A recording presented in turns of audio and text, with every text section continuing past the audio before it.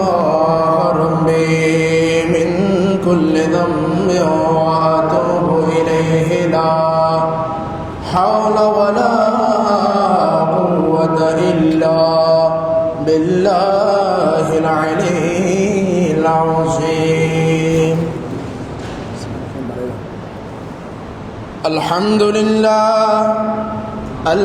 لله الذي وسلام على عباده الذين اصطفى.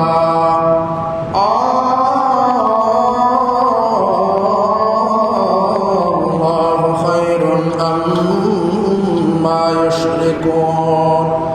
وعلى آله وأصحابه وأزواجه وأهل بيته وعلماء أهل سنته وعلينا معهم أجمعين. أما بعد فأعوذ بالله من الشيطان الرجيم. بسم الله الرحمن الرحيم. إن الله وملائكته يصلون على النبي يا أيها الذين آمنوا صلوا عليه وسلموا تسليما. صلى الله على وآله صلى الله على سيدنا وآله وصحبه وسلم. اللهم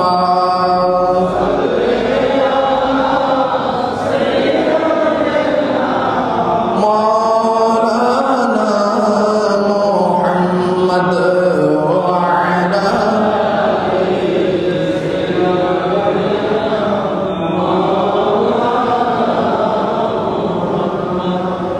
दिन तकीते करमी परकालेर बबना आसचरे जाइबे संगे केह जाबे ना।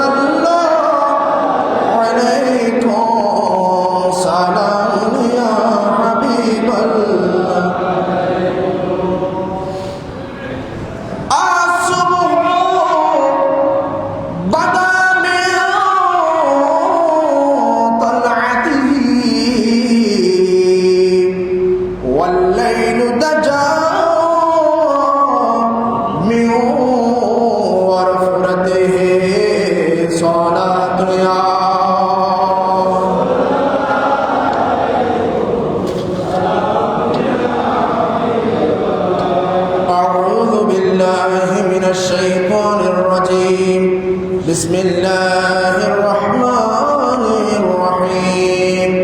منها خلقناكم وفيها نعيدكم ومنها نخرجكم تارة أخرى. صدق الله المولانا العظيم وصدق رسوله النبي الحبيب الكريم. ونحن على ذلك لمن الشاهدين والشاكرين والحمد لله رب العالمين. ربي صل وسلم وبارك وبحمدك عليه আসুন আমরা সবাই আল্লাহ তাআলার জিকির করি, আমার রাসূলের নাত রাসূল পাঠ করি ইনশাআল্লাহ। সবাই মন থেকে অন্তর থেকে মোহাব্বত নিয়ে আল্লাহ তাআলার একসাথে জিকির করবেন, পাশাপাশি আমার রাসূলের নাত শরীফও আদায় করার চেষ্টা করবেন। সবাই বলুন ইনশাআল্লাহ। আল্লাহ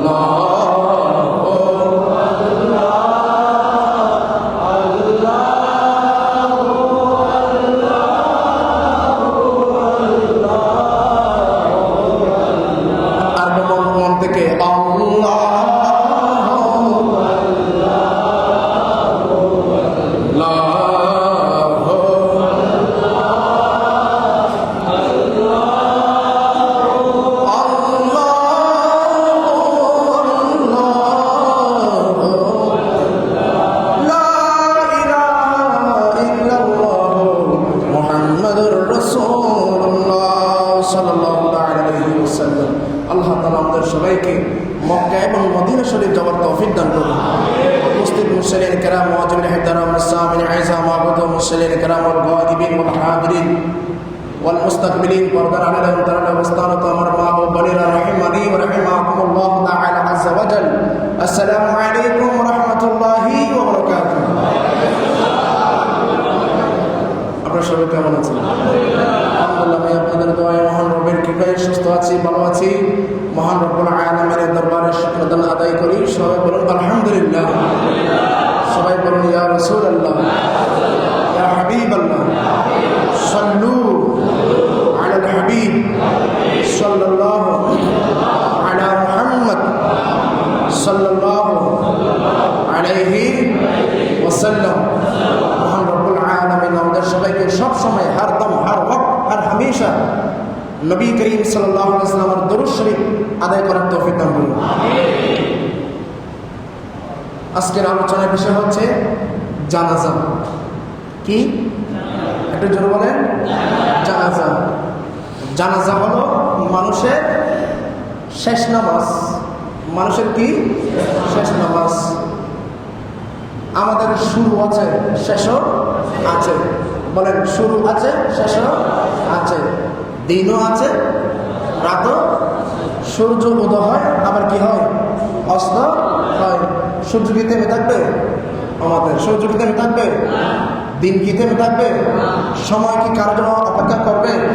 সময় চলে যাবে, কিন্তু সময় গেলে সাধন মিলে না। এজন্য আমাদের শুরুটা হয়েছে নিষ্পাপ দিয়ে। বলেন কি দিয়ে? নিষ্পাপ দিয়ে। কিন্তু আমরা কবরে যাব একদম পাপের পাহাড় নিয়ে। নাউজুবিল্লাহ বলেন। এই পাপের পাহাড়কে কর্তন করিয়ে, চূর্ণ বিচ্ছিন্ন করিয়ে আমরা কি চাই না, আমরা কি পারি না কবরের মধ্যে নিষ্পাপ হয়ে যেতে? বলেন পারি কি পারি না? আরো যারা বলেন। আমরা গত জুমার মতো আলোচনা করেছিলাম, আল্লাহ তাআলা যদি কোনো বান্দাকে মুত্তাকি বানাতে চায়, ফরহেজগার বানাতে চাই, নিষ্পাপ বানাতে চাই, অথবা ফানাফিল্লাহ হতে চাই, আল্লাহ তার কোনো প্রিয় বান্দাকে যদি নিজের করতে চাই, আল্লাহ তাআলা তাকে বিভিন্নভাবে পরীক্ষা করবেন, নিবেন। কেমনে? যেমন কিভাবে নিবে?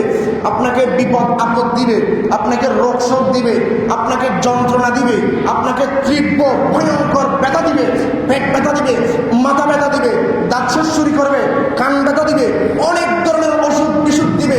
এই অসুখ বিপদ আপদের মধ্যে যদি আপনি আল্লাহ তাআলার উপর তাওয়াক্কুল করে আলহামদুলিল্লাহ যদি বলে, আল্লাহর উপর যদি ভরসা করেন, আল্লাহর প্রশংসা করেন, আপনার শেষ ঠিকানা হয়ে যাবে জান্নাত। জান্নাত পেতে চায় কে চায় না? জান্নাতে যদি যেতে চান তাহলে আল্লাহর উপর কি লাগবে? ভরসা।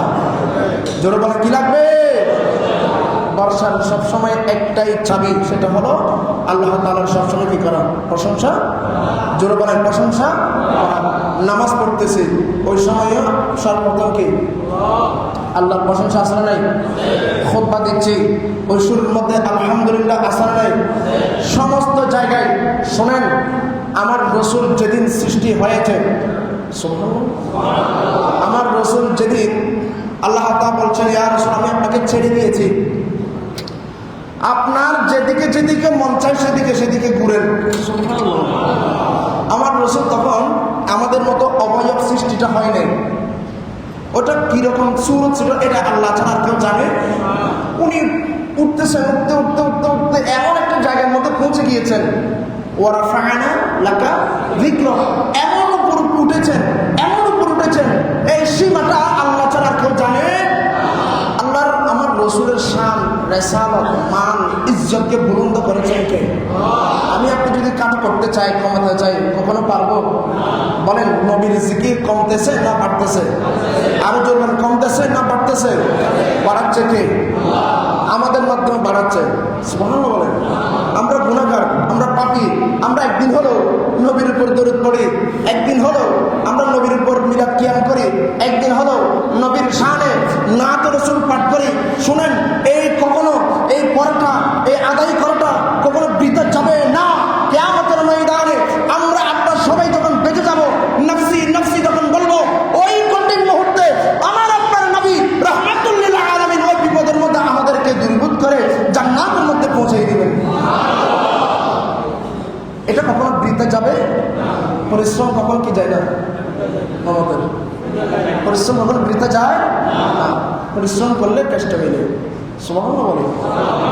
এই আমার রসুল সর্বপ্রথম আল্লাহ তাআলার সৃষ্টির মধ্যে সর্বপ্রথম আমার রসুল যখন উপরে উঠে গিয়েছে, যেতে যেতে যখন আমার রসুলের জিসিম মুবারক থেকে যখন ঘাম পড়তেছে, সুবহানাল্লাহ বলে, কি পড়তেছে? ঘাম। কয় ফোঁটা? 7 ফোঁটা। বলেন কয় ফোঁটা? এগুলো অনেকবার আলোচনা হয়েছে, এগুলো মনে রাখবেন। কয় ফোঁটা? 7 ফোঁটা। 7 ফোঁটা। এগুলো অনেক আবার অন্য আলোচনা, এগুলো ইনশাআল্লাহ আমরা মিলাদুন নবীর মাসে আলোচনা করবো।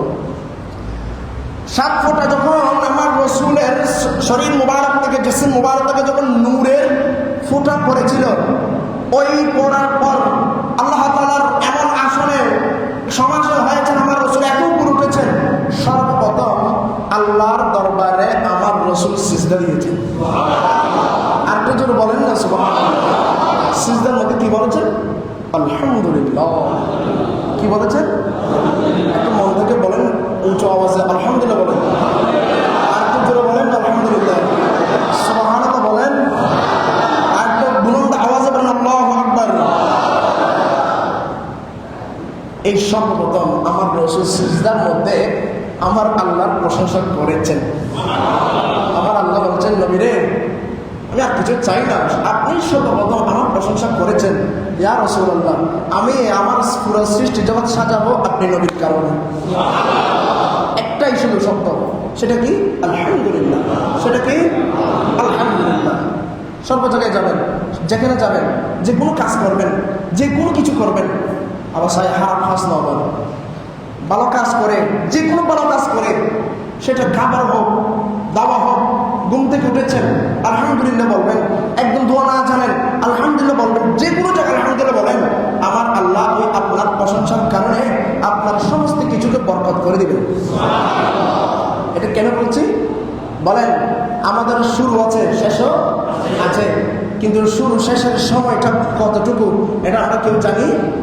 কেউ 5 বছর, কেউ 5 দিন, কেউ 5 মিনিট। আসলে নেই, এখনো এসেছে সুস্থ ছেলে বাচ্চা দুনিয়ার মধ্যে ভূমিষ্ঠ হয়েছে, 5 মিনিট ডাক্তার, 5 মিনিট পর ডাক্তার বলতেছে কি নেই, ডেট। এরকম হয় না? আমাদের হয় না? মানুষের হায়াতের কোন কি নেই বলেন না? মানুষের হায়াতের কোন কি নেই? বিশ্বাস? এই নিঃশ্বাসের কোন কি নেই? বিশ্বাস নেই। আপনি কিন্তু বাঁচার জন্য আপনার ধন সম্পদ, আপনার টাকা পয়সা সব কিছু বিলীন করিয়ে দেন, সমস্ত কিছু একদম বিলীন করে দেন, হ্যাঁ, শুধু একটু বাঁচার জন্য। দুনিয়ার মধ্যে কিসের দরকার? শুধু জাস্ট মৃত্যু থেকে, ঠিক কিনা? এটা জোর বলেন, কিসের থেকে? মৃত্যু থেকে। অথচ আল্লাহ রাসূল বলছেন, মত তোমরা কিন্তু মৃত্যু থেকে কখনো বাঁচতে পারবে আইনামা তাকুনু ইদরিকুমুল মাউত ওয়ালাউ কুনতুম ফি বুরুজিন মুশাইয়াদা। ও বান্দা, তুমি যদি পাথর গৃহের মধ্যে যদি লুকিয়ে থাকো, হ্যাঁ, পাহাড়ের ভিতরে যদি লুকিয়ে থাকো, দুনিয়া তোমাকে কেউ দেখতেছে না, কি আজরালটি কে সেখানে চলে যাবে। সুবহানাল্লাহ। আজরাল আসবে কি আসবে না? আরো জোরে বলেন, আসবে কি আসবে না? আপনি যেখানে থাকেন, আপনি বিমানে থাকেন, আপনি পাহাড়ে থাকেন, জমিনে থাকেন, সাগরে থাকেন, আপনার মৃত্যু যেখানে লেখাই থাকবে সেখানে আজরাল চলে যাবে। সুবহানাল্লাহ বলেন। আল্লাহ তাআলা আমাদের সবাইকে মুমিনের মৃত্যু হিসেবে কবুল করুন। তাহলে বলেন, মিনহা খলাকনাকুম, বান্দা আমি তোমাদেরকে সৃষ্টি করেছি। সুবহানাল্লাহ বলেন। আমার মুখে এই আয়াতটি করেন, বিসমিল্লাহির রহমানির রহিম। সবাই বলেন, মিনহা খলাকনাকুম ওয়া ফিহা নুঈদুকুম ওয়া মিনহা নুখরিজুকুম তারাতান উখরা। সুবহানাল্লাহ বলেন। আমার আল্লাহ বলেন, পারা নম্বর 16 পৃষ্ঠা নম্বর 14, আল্লাহ বলেন, মিনহা খলাকনাকুম ওয়া ফিহা নুঈদুকুম ওয়া মিনহা নুখরিজুকুম তারাতান উখরা। বান্দা শোনো, আমি আল্লাহ হলাম স্রষ্টা, তোমরা হলো সৃষ্টি। বান্দা মায়া করে, দয়া করে আমি আল্লাহ তোমাদেরকে সৃষ্টি করেছি। বান্দা আমি আসমান সৃষ্টি করেছি, কুন ফায়াকুন বলে। জমিন সৃষ্টি করেছি, কুন ফায়াকুন বলে। বান্দা আমার যতগুলো সৃষ্টি জগৎ দেখতে পাচ্ছ, তোমার চোখের দৃষ্টির আড়ালে যতগুলো তুমি সংকলন করতে পারছ, আমি আল্লাহ সমস্ত সৃষ্টিগুলো কুন ফায়াকুন বলে বানাইছি, সৃষ্টি করেছি। বান্দারে আমি তোরে কুন ফায়াকুন বলে বানাই নাই, খলাকতু বিয়াদাইয়া। বান্দা আমি তোরে মায়া করে, যত্ন করে, স্নেহ করে তোরে বিভিন্ন উপাদান দিয়ে আমার রাসূলের শ্রেষ্ঠ উম্মত বানিয়ে তোরা আমি শ্রেষ্ঠ জাতি হিসেবে দুনিয়ার জমিনে প্রেরণ করেছি। বানিয়েছেন কে? আলহামদুলিল্লাহ বলেন, আরো জোরে বলেন। আমাদেরকে চাইলে অন্য সৃষ্টি বানাইতে পারতো না? পশু পাখি পারতো না? জানোয়ার বানাইতে পারতো না? আরো জোরে হওয়া না পারতো কি পারতো না? সে ক্ষমতা কার আছে? আরো জোরে বলেন, কার আছে? কার অভিযোগ করার আছে? বানিয়েছেন কে? আল্লাহ আপনাকে খালা বানিয়েছে। আল্লাহ তুমি আর খালাকে বানিয়েছিস, অভিযোগ দিতে পারবে না?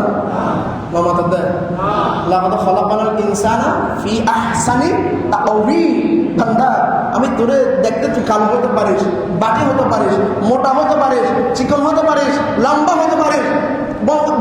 বান্দা তুই আকৃতি দিয়ে সৃষ্টি করেছি।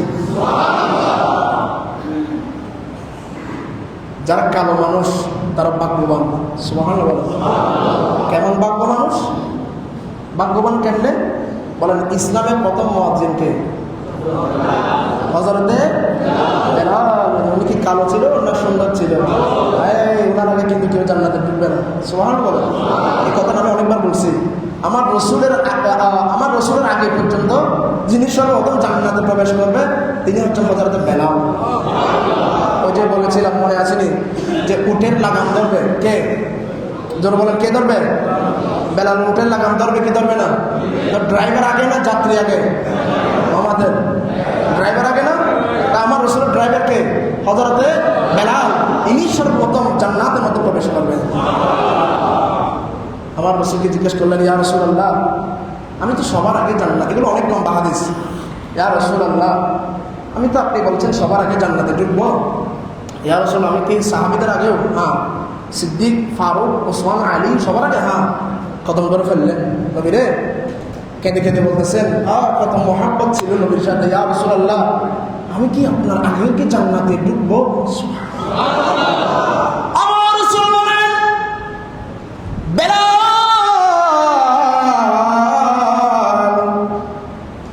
তুমি সর্বপ্রথম উমাইয়াদের কাছে তুমি বেশি বেশি জুলুমের শিকার হয়েছ। ও বেলাল, তারা বলেছে, বেলাল রে, তোর সবকিছু দিব, মুহাম্মাদের ধর্ম ছেড়ে দে, মুহাম্মাদের ইসলাম ছেড়ে দে, মুহাম্মাদের দ্বীন কি তুই পরিত্যাগ কর। হযরতে বেলাল বলছেন, এই উমাইয়া শোন, আমার জানও চলে যাবে, আমি আমার রাসূলের কদম ছাড়ব না। এটার বিনিময়ে আমার রাসূল বলেন, বেলাল, তুমি আমি রাসূলের আগেও জান্নাতে ঢুকবে। বেলাল বলছেন, ইয়া রাসূলুল্লাহ, আমার ওই ধরনের জান্নাত লাগবে না যে জান্নাতের মধ্যে আমার রাসূলের আগে ঢুকতে হবে। ইয়া রাসূলুল্লাহ, আমি শুধু আপনার খেদমত করি সব সময়, আমার ওই ধরনের জান্নাত লাগবে না।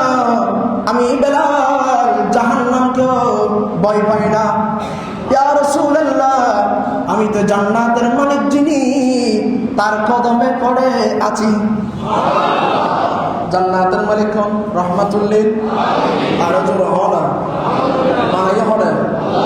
আরো সমস্যা আছে না? বানিয়েছে কে? আল্লাহ বানিয়েছেন। নবী মালিক বলেছেন। আমাদের সমস্যা আছে? আমাদের তো খুশি হওয়ার কথা, আমাদের নবী জান্নাতের মালিক হয়েছেন। নবী যারা চায় তারা জান্নাত দিতে পারবে। নবী যারা চায় তারা জান্নাত দিবে। নবী যারা সুপারিশ করবে না, আল্লাহ তারা জান্নাত দিবে। আমাদের জান্নাত দিবে শাফিআ ও মুশাফফা। নবী, ইয়া রাসূলুল্লাহ, মায়া করে দয়া করে আপনি যারা সুপারিশ করবেন আমি তার হাত দিয়ে জান্নাত দিব। এরকম সুপারিশ দরকার আছে না? আরো জোরে হও না, আরো জোরে বলেন। নবীর সুপারিশ দরকার হলে নবীর উপর সন্তুষ্ট থাকে। নবীর সবসময় নবীর এই দরিদ্রতা জারি রাখবেন। পৃথিবীর মধ্যে যিনি শেষ সুলতান, এটা আমি অনেকবার বলেছিলাম, সুলতান আব্দুল হামিদ খান ফাতিয়াত, যার নাম, তুরস্কের অটোমান সাম্রাজ্যের শেষ সুলতান। ৩৩ বছর শাসন করেছিল পৃথিবী। আজ থেকে 100 বছর আগে ইন্তেকাল করেছে। মুসলমানরাই ওনাকে পতন করিয়েছে। ওনার বোনের জামাই, অনেক লম্বা ইতিহাস এটা, অটোমান সাম্রাজ্যের ইতিহাসগুলো পড়িয়ে চোখে পানি চলে আসবে। অটোমান সাম্রাজ্যের যিনি শেষ সুলতান, সুলতান আব্দুল হামিদের কাছে ইহুদিরা ফিলিস্তিনে এক টুকরো জমি চেয়েছিল। তো উনি বলছেন, এই ইহুদিরা, জালেমরা।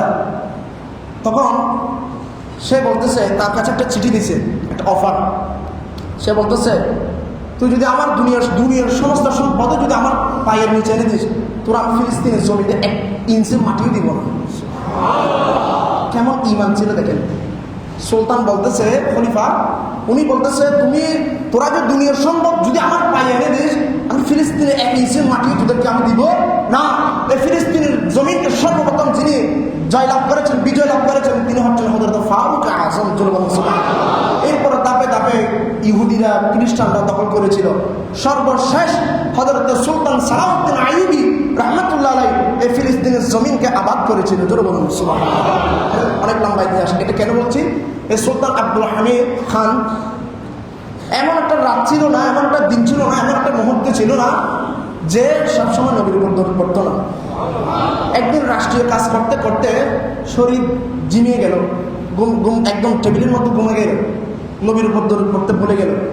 পরের দিন একজন ঋণগ্রস্ত মানুষ এসে, ব্যবসায়ীর মধ্যে ঋণগ্রস্ত আছে না, ব্যবসায়ী এসে বলতেছেন, সুলতান আমি আপনার কাছে ঋণ পাই। সুলতান বলতেছে, আমি রাষ্ট্রের প্রধান, অটোমান সাম্রাজ্যের প্রধান, পুরা ইউরোপের সুলতান। এখন যে ইউরোপ, স্পেন ইউরোপ দেখতেছেন, এগুলো আগে মুসলমানদের হাতে ছিল। আমেরিকার ট্যাক্স দিত, আপনি জানেন কিনা জানেন, এগুলো ইতিহাস পড়িয়েন। আজ থেকে 100 বছর আগেও এই কাফের মুশরিকরা মুসলমানদের পাইয়েছিল, কিন্তু আজকে আমরা তাদেরকে মাথায় রেখেছি আমাদের কারণে, আমাদের বিশ্বাসঘাতকতার কারণে। মুসলমানরা মুসলমানদের ক্ষতি করেছিল। যাই হোক, এগুলো অনেক আলোচনা, আমার আলোচনা হচ্ছে জানা যাবে। তো যেটা বলছিলাম, সুলতান আমি আপনার কাছ থেকে কি পাই? ঋণ পাই। সুলতান বলতেছে, আমার জানা মতো তো আমার কাছ থেকে ঋণ পাই এরকম তো কেউ নেই। তো বলো, পাশে সুলতান উজির ছিল, উজির মানে প্রধানমন্ত্রী। তো প্রধানমন্ত্রীর অভাব কি রে? সুলতানের কাছে এত বড় সাহস নাই যে সুলতানের কাছে বলে যে আমি আপনার কাছ থেকে কি পাই? ঋণ পাই। আমি তো তোমার কাছ থেকে কখনো লেনদেন করি নাই। সুলতান কাছে বলতেছে, সুলতান, ও ব্যবসায়ীটা বলতেছে, সুলতান আমি গতকাল রাতে আমার রসুলকে স্বপ্নে দেখেছি। আপনি জোর বলেন না, আমার রসুলকে কি দেখেছি? আমার রসুল কি বলেছে? বলছে, হে ব্যবসায়ী, তুই আমার উম্মত সুলতান আব্দুল হামিদের কাছে যা। আপনি জোর বলেন না। সুলতান তাড়াতাড়ি দাঁড়িয়ে বলতেছে মস্তক থেকে, এ ব্যবসায়ী, আমার রসুল কি বলেছে? বলছে আমার উম্মত সুলতান আব্দুল হামিদ। শুধু এটুকু বলেছে? আমার রসুলকে শুধু আমাকে উম্মত বলেছে? হ্যাঁ বলেছে। কি বলেছে? আমার উম্মত সুলতান আব্দুল হামিদের কাছে যাও। এই কথা যতবার বলেছে ততবার ধন সম্পদ বিলিয়ে দিচ্ছে, যতবার বলেছে ততবার ধন সম্পদ বিলিয়ে দিচ্ছে। এক পর্যায়ে উজির প্রধানমন্ত্রী বলতেছে, সুলতান আপনি থেমে যান, আপনি যদি দিতে তো সাম্রাজ্য দিয়ে দিবেন। সুলতান বলতেছেন, এই আমার প্রধানমন্ত্রী উজির, শুনো, আমার রসুল যখন আমাকে উম্মতের সার্টিফিকেট দিয়েছে, আমার আর সুলতানগিরি দরকার নাই, সাম্রাজ্য দরকার নাই, সম্রাটগিরি দরকার নাই, ক্ষমতা দরকার নাই। আমার রসুলের কদমে আমি সুলতান আব্দুল হামিদ কুরবান হতে রাজি আছি। শুধু একটাই শব্দ, সেটা কি? উম্মত। নবী যদি বলে সে আমার উম্মত, আর কোনো কিছু না। ঘটনাকে জিজ্ঞেস করা হলো, তোমার স্বপ্নে আমার রসুল কেন আসলো? ব্যবসায়ী বলছেন, আমি যখন সবসময় দোয়া করতাম, আল্লাহুম্মা কফিনি বিহালালিকা আন হারামিকা ওয়া আগনিনি বিফাদলিকা আম্মান সিওয়াক, এই দোয়াগুলো পড়তাম, বিভিন্ন দরুদ শরীফ পড়তাম।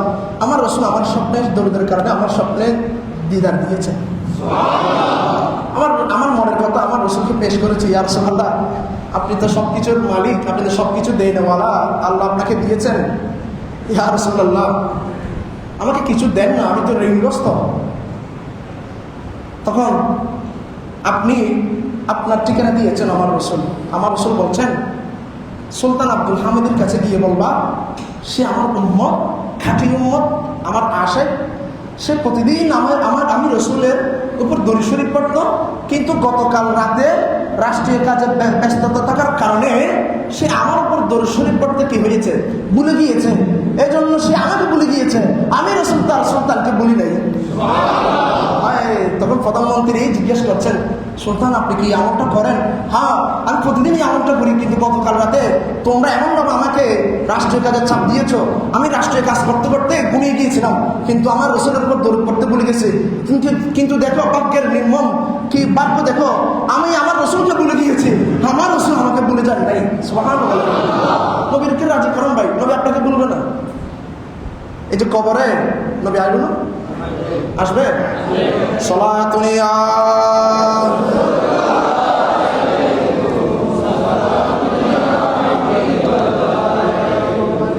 নবী আসার আগে কিছু কথা বলি। বলেন, শুরুতে আয়াত পড়েছিলাম, আমাদের সৃষ্টি করেছেন কে? ওয়া ফিহা নুঈদুকুম, আবার নিয়ে যাবেন কে? ওয়া মিনহা নুখরিজুকুম তারাতান উখরা, আবারও পুনরুদ্ধার করবেন কে? আবারও তুলবেন তুলবেন কে? আবার কিয়ামতের ময়দানে সমাসীন করবেন কে? সমাবেশের মধ্যে উপস্থিত করাবেন কে? ওই হাসরের ময়দানে সভাপতি থাকবে কে? রাহমাতুল লিল আলামিন। আল্লাহ তাআলা আমাদের সবাইকে কবুল করুন। তাহলে জানাজা হলো ফরজে কিফায়া। জানাজা কি? ফরজে কিফায়া। সমাজের পক্ষ থেকে যে কোনো একজন আদায় করলে জানাজা কি হয়ে যাবে? আদায় হয়ে যাবে। তাই বলে কি মারা গিয়ে সমাজের প্রতিবেশীকে মারা গিয়ে একজন জেলভূত আইনও যাইব, এরকম বসে থাকবেন? আপনি যদি বসে থাকেন, আপনার মৃত্যুর সময়ে আপনার জানাজার সময় আরেকজন বসে থাকবে। আপনি যদি আরেকজনের জানাজায় উপস্থিত হন, সমস্ত প্রতিবেশীরা, আত্মীয় স্বজন, এলাকাবাসী সবাই আপনার জানাজায় উপস্থিত হবে। সুবহানাল্লাহ। একটা হাদিস এসেছে, আমার মুখে মুখে পড়েন, ক্বালা রাসূলুল্লাহ সাল্লাল্লাহু আলাইহি ওয়াসাল্লাম মান ইত্তাবা জানাজাতা মুসলিমিন ঈমানান ওয়া ইহতিসাবান ওয়া কানা মাআহু। সবাই পড়ে, এটা হাদিস শরীফ, সবাই পড়ে। সব আছে, হাত্তা ইউসাল্লি আলাইহা ওয়া ইয়াফরুগা মিন দাফনিহা ফাইন্নাহু ইয়ারজিউ মিনাল আজরি বিকিরা তাইনি কুল্লু কিরা তিন মিথলু উহুদিন ওয়ামান সাল্লা আলাইহা সুম্মা রাজাআ ক্বাবলা আন তুদফানা ফাইন্নাহু ইয়ারজিউ বিকিরাতিন। সুবহানাল্লাহ বলেন। একদম সংক্ষেপ আমার রাসূল বলেন, উম্মত তোমরা যারা 2 কেরাত পরিমাণ যদি গুনাহ মাফ করতে যাও, উম্মত তোমাদের মধ্যে কোনো মানুষ যখন মারা যায়, কোনো মুসলিম মানুষ যখন মারা যায়, নেই নিষ্ঠার সহিত তার প্রতি মহব্বত রেখে তোমরা তার জানাজায় উপস্থিত হবা। আর একটু জোরে হন সুবহানাল্লাহ। নির্দেশ কে দিয়েছে? নবী। কে দিয়েছে? কি হতে? কোন মুসলমান যখন মারা যায়, কোন মুমিন যখন মারা যাবে, তার জানাজায় তোমরা উপস্থিত হবা। এবং মিন দাফনিহা, দাফন পর্যন্ত যদি কবরের মধ্যে, যদি কবরস্থানে যদি অপেক্ষা করো, আমার রাসূল বলেন তোমাদেরকে 2 কেরাত পরিমাণ তোমাদের জীবনের গুনাহ মাফ করে দেওয়া হবে। সাহাবীরা জিজ্ঞাসা করলেন, ইয়া রাসূলুল্লাহ, 1 কেরাত কি 2 কেরাত কি? আমার রাসূল বলেন, সাহাবীরা শুনো, 1 কেরাত মানে হলো উহুদ পাহাড়। উহুদ পাহাড় আছে না নাই? উহুদ পাহাড় এটা কি ছোট না বড়? অনেক বড় পাহাড়। সাহাবীরা রে, উহুদ পাহাড় যেটা দেখতে পাচ্ছ, ওই উহুদ পাহাড় পরিমাণ তোমাদের জীবনের গুনাহ আমার আল্লাহ মাফ করে দিবেন। কতক্ষণ? যদি জানাজা পর্যন্ত। কতটুকু? মাগফিরাত কামনা করলেন কয়জন? 40 জন। কয়জন? 39 জন মানুষ যদি বলে এই ময়্যত, এই লাশ, এই মানুষটি, মরহুমটি ভালো মানুষ ছিল, আমার রাসূল বলছেন ওয়াজাবাত তাহু শাফাআতি, আমি রাসূলের উপর ওয়াজিব হয়ে যায় তাকে সুপারিশ করতে। এই জন্য সবসময় বলবেন, মানুষ মারা গেলে মানুষটা খুবই ভালো ছিল, তার গুণগুলো তুলে ধরবেন। ভুল দোষ যেগুলো আপনি জানেন এগুলো দাফন করে ফেলবেন। খবরদার, কোন মুসলমান মারা গিয়েছে, তার অতীত নিয়ে কোনোদিন, কোন অবস্থায়, কশ্চিনকালেও, কোন অবস্থায় তার দোষ, তার ভুল, তার গুনাহ কখনো চর্চা করবেন না। তার যত ভালো গুণ ছিল এগুলো সবসময় চর্চা করবেন, এগুলো সত্য হয়ে যাবে। আপনার একটা গুণের কারণে, আপনার একটা সুনামের কারণে তার কবরের আযাব আল্লাহ মাফ করে দিবেন। এই জন্য আমার রাসূল বলছেন, উম্মত তোমাদের মধ্যে কম, একদম কম হলো 100 মানুষ উপস্থিত হবা জানাজার মধ্যে। এর এই চেয়ে কম হলো 40 জন। আর 40 জন মানুষ থাকলে ওখানের মধ্যে একজন নেককার মানুষ থাকে। 1 কেরাত গেল।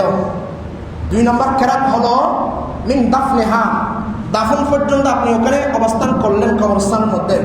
আপনার যতগুলো গুনাহ আছে, কতটুকু আছে এগুলো তো আল্লাহ ছাড়া কেউ জানে না। 2 উহুদ পাহাড় পরিমাণ গুনাহ আল্লাহ মাফ করে দিবেন। হ্যাঁ, একটা শুনুন, একটা হাদিস শুনেন।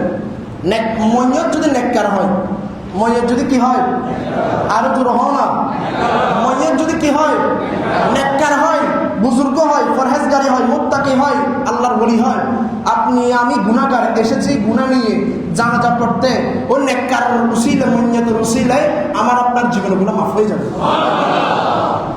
হাতটা শুনেন, বিরক্ত লাগতেছে। ময়্যত যদি গুনাহগার হয়, ময়্যত যদি কি হয়, গুনাহগার হয়, বদকার হয়, আপনি জানেন সে গুনাহগার। এখন জানাজার মধ্যে যদি কোনো মানুষ নেককার থাকে, আছে না নাই? আচ্ছা, আমরা কি বলতে পারবো এতগুলো মানুষ এখানে উপস্থিত হয়েছে, আমার কি কোনো সাহস আছে যে এখানে মানুষ, অনেক মানুষ আছে খারাপ মানুষ, আমি এটা বলতে পারবো? এইটুকু বলবেন, এটা আমি সবসময় বলি, এটুকু মনে রাখবেন। কোন মজলিসে গিয়েছেন, কোন জায়গা দেখেছেন, আল্লাহ আমার মনে হচ্ছে এই মানুষগুলো আমার চেয়ে উত্তম, এই মানুষগুলো আমার চেয়ে ভালো, এই মানুষগুলো আমার চেয়ে বেশি ইবাদতি, এই ধারণাটা সবসময় রাখবেন। পৃথিবীর জমিনে আল্লাহর একজন শ্রেষ্ঠ বান্দা ছিল, সবচেয়ে একদম সেরা ওলি ছিল আল্লাহর প্রিয় বন্ধু। সে কোনো কাজ করতো না, সে শুধু হালাল ইনকাম করতো, পাহাড়ের থেকে লাকড়ি এনে রিজিক নিবারণ করতো, আর কোনো কিছু করতো না। নামাজ দোয়া করতো, জাস্ট স্বল্প ইবাদত করতো, আহামরি বেশি ইবাদত করতো না। কিন্তু তার একটা সবসময় একটা আদর্শ ছিল, অভ্যাস ছিল, মানুষ দেখলে সে বলতো আল্লাহ এই মানুষটা আমার চেয়ে ভালো। আল্লাহ তাআলা এটা রসিলে তারা খোদার জমিনের মধ্যে শ্রেষ্ঠ বানিয়ে দিয়েছেন। ওই বদকার ময়্যত গুনাহগার মানুষ যেটি মারা গিয়েছেন, যিনি উনি গুনাহগার, ময়্যতের মধ্যে জানাজার যারা আসছেন, অনেকগুলো মানুষ আসছে, সেখানে যারা নেককার আসবে, ওই নেককার মানুষের উসিলায় ওই ময়্যতের জীবনের গুনাহ আমার আল্লাহ মাফ করে দিবেন। মাগফিরাত সবসময় কামনা করবেন, আল্লাহ মানুষকে তুমি ভালো করে দাও, আপনি এইটুকু করবেন। কারণ ভাই আপনাকে কিন্তু সেই জায়গায় উপস্থিত হইতে হবে। যাবেন না ওই জায়গায়? বলেন না, যাওয়ার ইচ্ছা আছে?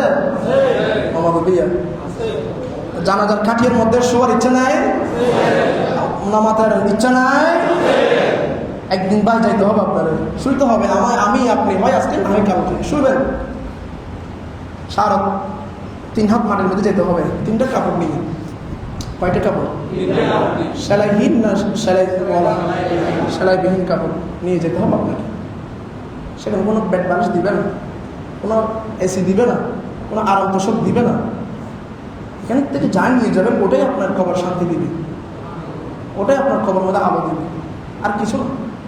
আল্লাহ তাআলা আমাদেরকে সবাইকে জীবনে গুনাহ মাফ করে দিন। একদম শেষ কথা, কবরে যখন আমাদেরকে নামানো হবে, না ওরে আরো জোরে বলেন, কবরে যখন নামানো হবে, খবর থাকবে একদম সংকীর্ণ।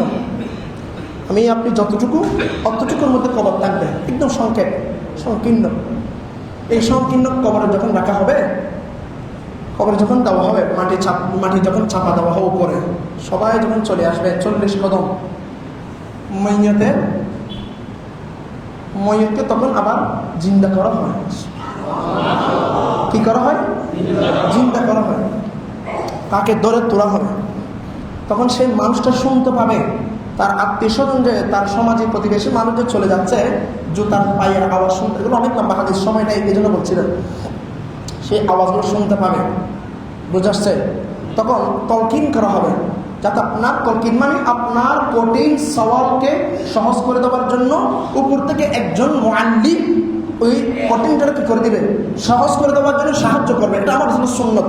কেউ যদি বলে তলকিন জায়েজ নাই, তা আমি আপনারা বলবো, ভাই মা খাদিজাতুল কুবরা রাদিয়াল্লাহু তাআলা আনহা, যিনি উম্মাহাতুল মুমিনিন, যিনি সাইয়্যিদুন নিসা, যিনি আমার রাসূলের বিবি, প্রথম বিবি, যিনি মা ফাতিমার আম্মা জান, উনি কি বলছেন, ইয়া রাসূলুল্লাহ, আমি খাদিজা ইন্তেকাল করব, আপনি নবী আমাকে কবরে নামাবেন, আমি আমার কবরের সওয়াল জবাব দিব না, আমাকে আপনি দাফন করবেন, কবরের উপর দাঁড়িয়ে দাঁড়িয়ে আপনি আমার কবর উপর নিসবত করে আমাকে যখন মুনকার নকির প্রশ্ন করবে, মান রব্বুকা মান দীনুকা মান নবিয়ুকা যখন প্রশ্ন করবে, আমি কোনো প্রশ্নের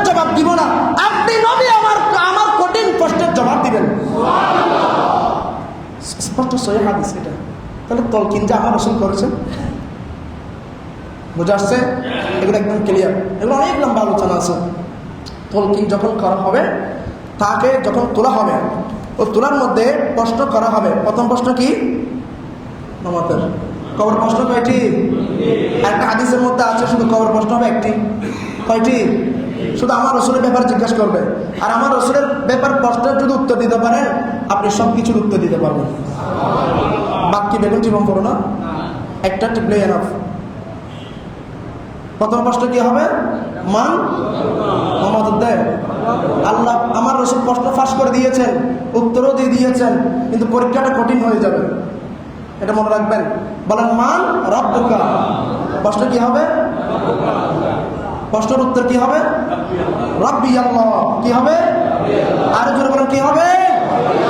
আপনি যদি বলেন লা আদিরি, আর না জানে কিছু, তখন শুরু হবে অমান দীনুকা, তোমার দিন ধর্ম কি ছিল? দীনিয়ান।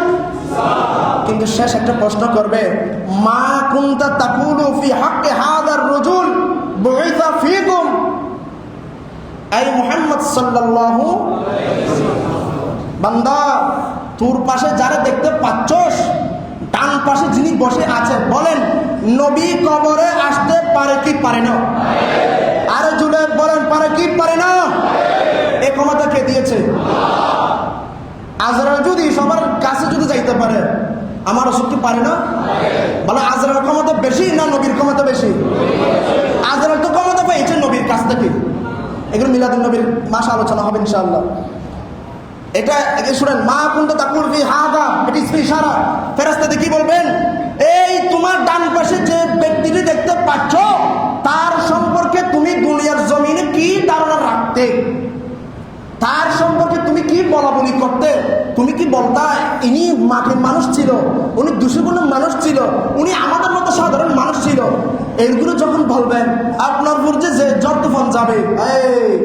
আপনি যদি আশিক রাসূল হন, আপনি বলবেন ইনি আমার রহমাতুল্লাহ, উনি আমার সাহারাওয়ালা, উনি আমার উম্মতের কান্ডারওয়ালা নবী, উনি আমার নুরুল নবী। আশহাদু আল্লা ইলাহা ইল্লাল্লাহ ওয়া আশহাদু আন্না মুহাম্মাদান আবদুহু ওয়া রাসূলুহু। তখন আমার রাসূল খুশি হয়ে চলে যাবে, উম্মত কি আমার চিনেছিস? চিন্তা করিস না, তুই জান্নাতে থাকবি, কিয়ামতের ময়দানে আমি তোর বিপদে আমাকে পাবি। এরকম বলে আমার রাসূল চলে যাবে। আর যদি উত্তর দিতে না পারেন, না আদরি যখন বলবেন, উম্মত তোর জন্য আমি কি করি নাই? আমি যেদিন তশরিফ এনেছি সেদিন তোদের জন্য কান্না করেছি, যেদিন চলে যাবো সেদিনও কান্না করেছি। তোদের জন্য আমি উহুদের ময়দানে রক্তাক্ত হয়েছি, তাইফের ময়দানে রক্তাক্ত হয়েছি, তোদের কারণে আমি আরশের মহল্লা পর্যন্ত গিয়েছি। আমি আর কি করি না তোদের জন্য? উম্মত কিয়ামতের ময়দানে সর্বপ্রথম আমি তোদেরকে খুঁজবো, তোদেরকে আমি যতক্ষণ জান্নাতে দিয়ে দিতে পারি নাই, ততক্ষণ পর্যন্ত আমি রসুলের শান্তি নেই। উম্মত তুই আমার কেমনে চিনিস নাই? সেদিন আমার রসুল আক্ষেপ করে চলে যাবে। আর বিশেষ করে মুখের দাড়ি থাকবে না, তাদের বেশি আফসোস থাকবেন। ভাই আমি সবসময় বলি, আপনার অন্ধকার কবরটা আলোকিত করবে আপনার দাড়ি। সুবহানাল্লাহ বলেন। এই জন্য বলেন, কবরে যাবার আগে নিষ্পাপ হওয়া দরকার আছে না? আর একটা মানুষ, সময় শেষ, আমাকে কিছু মানুষ অনুরোধ করেছেন, বিভিন্ন জায়গার মধ্যে কবর মধ্যে আজান দেওয়া হয়। বলেন কবরের মধ্যে কি দেওয়া হয়? আজান দেওয়া হয়। এটা একটু নিরসন করি, শুনেন। আজান অনেক জায়গায় দেওয়া জায়েজ। বলেন ফতোয়া শামির মধ্যে 10 কিংবা 12 জায়গায়, 10 কিংবা 12 জায়গায় আজান দেওয়া প্রসঙ্গে বাবুল আজান, কিতাবুস সালাতের মধ্যে বাবুল আজান নামে একটা অধ্যায় আছে। ওই অধ্যায়ের মধ্যে 10 কিংবা 12 জায়গার মধ্যে আজান দেওয়া জায়েজ বলে ওনারা ওখানে লিপিবদ্ধ করেছেন। সুবহানাল্লাহ বলেন। আর একটু জোরে বলেন না সুবহানাল্লাহ। 1 নম্বর নামাজের জন্য।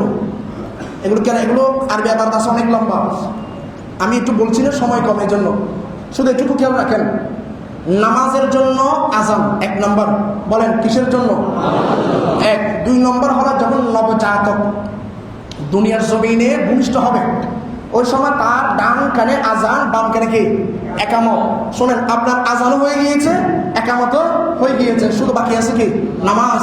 ওটা 20 দিন পরে হইতে পারে, 20 বছর পরে হইতে পারে, 20 মিনিট পরে হইতে পারে, একদম 80 বছর পরও হইতে পারে। বলেন একামত যখন মুয়াজ্জিন দিয়ে দেয় আর সময় বিলম্ব করার কোনো সুযোগ আছে? সাথে সাথে কি নামাজ কি মানি আপনার আজানও হয়ে গিয়েছে, একামতও হয়ে গিয়েছে, বাকি আছে কি? যে কোনো সময় আপনার নামাজ হইতে পারে। 2-3 নম্বর, সফর গিয়েছেন, নামাজ পড়ার স্থান পেয়েছেন নির্জন, ওই জায়গার মতো আজান দেওয়া জায়েজ। 4 নম্বর, কোনো মানুষকে জিনে পেয়েছে, আসর পেয়েছে, উপদ্রব দেখা দিয়েছে, কিংবা কোনো ঘর বাড়ির মধ্যে জিনের আসর, জিনের উপদ্রব দেখা দিয়েছে, ওখানে গল্পন করার সময় আজান দেওয়া জায়েজ, আজান দেওয়া জায়েজ। 5 নম্বর, কোনো মৃগী রোগী আছে না নাই? মৃগী রোগী যদি তাকে যখন সে বেশি উত্তপ্ত হয়ে যাবে তার সামনে আজান দিবেন। কি দিবেন? আজান দিবেন। মৃগী রোগীকে 2টা জিনিস থেকে সবসময় সাবধান রাখবেন, একটা হচ্ছে পানি আর একটা হচ্ছে কি ঘাস। 2 জায়গা থেকে তারা হেফাজত রাখবেন, কারণ এই 2 জায়গাটা তার জন্য মরণপাত। 6 নম্বর, কোনো মানুষ যখন দেখতেছেন বেশি ঝগড়া করতেছেন, উপরা একদম রাগের বাইরে চলে গিয়েছে, সেই মাহিন রাগ, তার সামনে থেকে আজান দিয়ে দিবেন। আজানের মাধ্যমে তার রাগগুলো কি হয়ে যাবে? সম্বরণ হয়ে যাবে। 7 নম্বর, কোনো খারাপ স্বভাবের মানুষ দেখছেন, কোন খারাপ স্বভাবের মানুষ অথবা হিংস্র প্রাণী দেখেছেন, এখন আপনার কোনো বাঁচার সুযোগ নেই, আপনি সাথে সাথে আজান দিয়ে দিবেন। এগুলো সব কিতাবের মধ্যে আছে। 8 নম্বর, ভয় কিংবা বিপদের সময় আজান দিবেন। 9 নম্বর, কোনো জায়গায় আগুন লেগেছে, বলেন কোনো জায়গায় কি লেগেছে? আগুন লেগেছে, ওই জায়গার মধ্যে কি দিবেন? আজান দিবেন। 10 নম্বর, কোনো জায়গায় ভূমিকম্প হয়েছে, বলেন কি হয়েছে? আর একটু জোরে বলেন। ভূমিকম্প হয়েছে, ওই জায়গার মধ্যে কি দিবেন? আজান দিবেন। 11 নম্বর, এগুলো অনেক লম্বা আছে।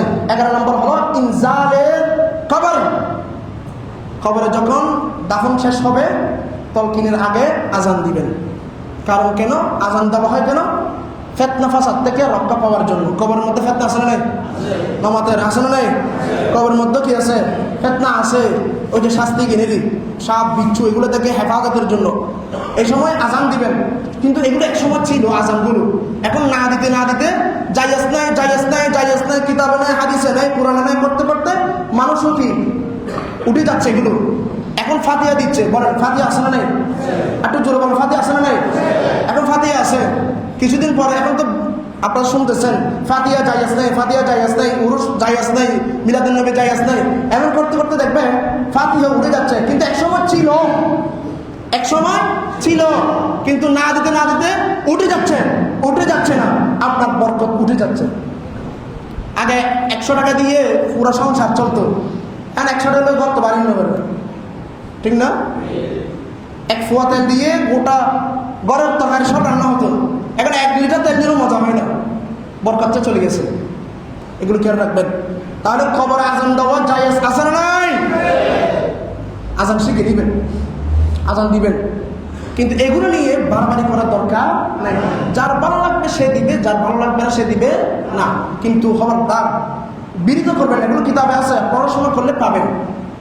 আল্লাহর ওয়াস্তে বিরত করবেন না, এগুলো ফিতনা হয় সমাজের মধ্যে, এজন্য দেওয়া হয় না। আজান দেওয়া জায়েজ, যার ভালো লাগবে, যার মা মারা গেছে, বাবা মারা গেছে, ভাই বোন মারা গেছে, তার ইচ্ছা হয়েছে সে আজান দিবে, তার ইচ্ছা হয়েছে সে কি দিবে? আজান দিবে। ইচ্ছা হয় না আজান দিবেন না, কিন্তু ওইটা আজান দিয়ে এটা নিয়ে সমালোচনা করবেন না, খেয়াল রাখবেন, এটা শরীয়ত, সমালোচনা করবেন না, জানার ইচ্ছা থাকলে জেনে নেবেন। আল্লাহ তাআলা আমাদের সবাইকে কবুল করুন। আল্লাহ তাআলা আমাদের জীবনের গুনাহ মাফ করে দিন। আল্লাহ তাআলা আমাদের মা বাবার জীবনের গুনাহ মাফ করে দিন। আমার মুখে দোয়াটা পড়ে এরপর শেষ। আল্লাহুম্মা, আর একটু জোরে বলেন, আল্লাহুম্মা ইন্নী আউযু বিকা মিন আযাবিল কবরি ওয়া মিন আযাবিন নার ওয়া মিন ফিতনাতিল মাহইয়া ওয়াল মামাত আল মাসিহিদ দাজ্জাল। এইটুকু দোয়াটা সবসময় করবেন, এটা নামাজের মধ্যে পড়া যাইতেছে। আল্লাহ তুমি আমাকে কবর আযাব থেকে, আখিরাতের আযাব থেকে, কবরের ফিতনা থেকে, দাজ্জাল ফিতনা থেকে আল্লাহ তুমি আমাকে সবসময় হেফাজত করে, এই দোয়াগুলো করবেন। আল্লাহ তাআলা আমাদের সবাইকে কবুল করুন। আল্লাহ তাআলা আমাদের জীবনের গুনাহ মাফ করে দিন। আল্লাহ তাআলা আমাদের মা বাবার যে গুনাহ মাফ করে দিন। আল্লাহ তাআলা আমাদের সবাইকে নামাজের মধ্যে মৃত্যু দান করুন। ওয়া আখিরু দাওয়ানা আলহামদুলিল্লাহি।